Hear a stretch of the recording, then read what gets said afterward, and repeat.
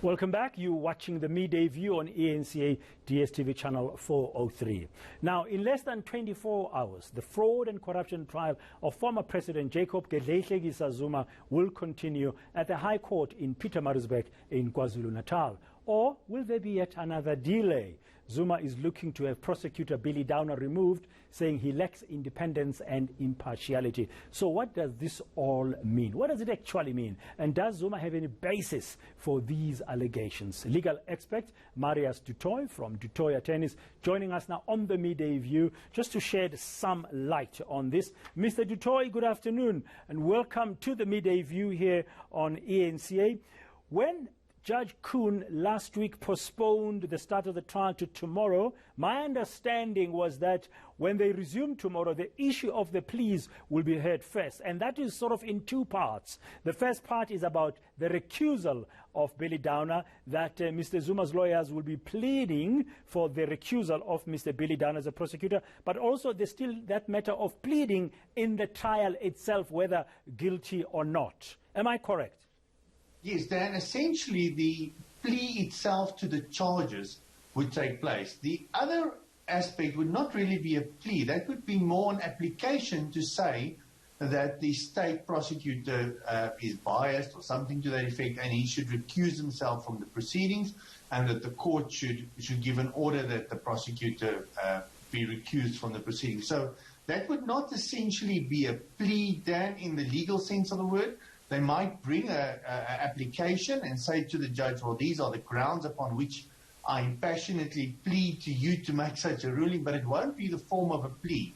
The plea in itself would pertain specifically to how Zuma would plead to the criminal charges, and he will then have the opportunity of disclosing his defense to the charges itself. Okay. But I do believe that both of those applications, or the application and the plea, will serve before the judge. Okay, so the way they were discussing the matter last week from Mr. Zuma's lawyers is like they will start with this application. Has there been a precedent before where the main prosecutor in a trial has been asked to recuse themselves and successfully so? And what are your thoughts whether or not Zuma has a case against Mr. Billy Downer, and can it be successful?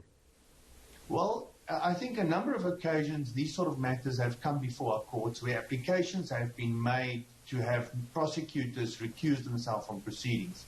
The applications essentially, Dan, are vastly different to when you apply for a judge or a magistrate to recuse themselves. Essentially, when you ask for a magistrate to recuse himself, you are saying that there's an irregularity in the proceedings, or there's a perception of biasness on the side of the presiding officer.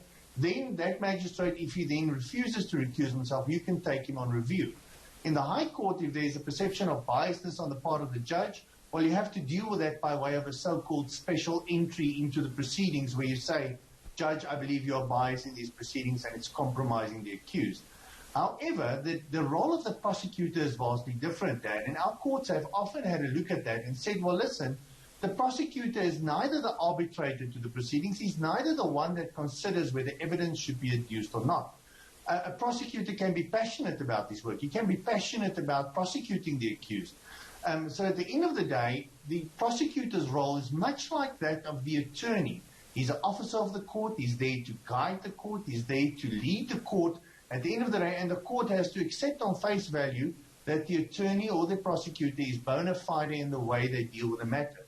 And should the prosecutor be, for argument's sake, trying to present fabricated evidence, knowing it to be fabricated, or he does something in the proceedings which clearly goes against the grain of the dignity that's required of a prosecutor, well, that, of course, would not only lead to sanction from the National Prosecuting Authority, but ultimately, in an instance like that, it could result in the prosecutor being, the court giving an order that the prosecutor have to withdraw as a prosecutor in the proceedings.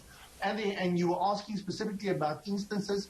They have come before us. There was an instance in Northwest recently where a matter was considered on that basis, where the regional magistrate firstly said, I'm not going to grant you the order, where they said the prosecutor made a remark about the accused rotting jail, and it was refused by the High Court. Okay, now in this case, from my understanding from the reports we've seen, I haven't had sight of Mr. Zuma's affidavit in this application for Billy Downer to recuse himself. We'll find out tomorrow in court, maybe. We'll get some ideas. But one of the things one is picking up, apparently, because Mr. Billy Downer in the past had been involved in a case with the DA where he had been, according to the speculation, been seen to be in favor of the DA. Therefore, Mr. Zuma's lawyers arguing that he's got a political bias against Mr. Zuma, of course, who belongs to the ANC. Do you think it's got a basis to get Mr. Downer recused on the political basis? Well, it sounds far-fetched, Dan, but having said that, you know, if they make out their case before the judge, of course the judge will have the final say in that. And if he believes it's without merit, he will say, well, guys, sorry, there's no basis for it. Can they appeal? Can they appeal if he ruled that there's no basis for it? Can Mr. Zuma's lawyers appeal and then we have another delay tomorrow? So I believe that if the court makes a ruling in that regard, they would have to make a special entry if they believe it is a reviewable matter. I don't think any further appeals or reviews would be possible in that regard. And I think, due to the fact that there's been numerous delays in the prosecution of Mr. Zuma, I actually believe that this is an instance, Dan, where we might find a judge kicking his heels in and say, well, guys, you can bring your applications to wherever you want to do. If you want to bring another application, you can do so, but this court is proceeding. So Ken Judge couldn't do that? I believe he can. He's within his right.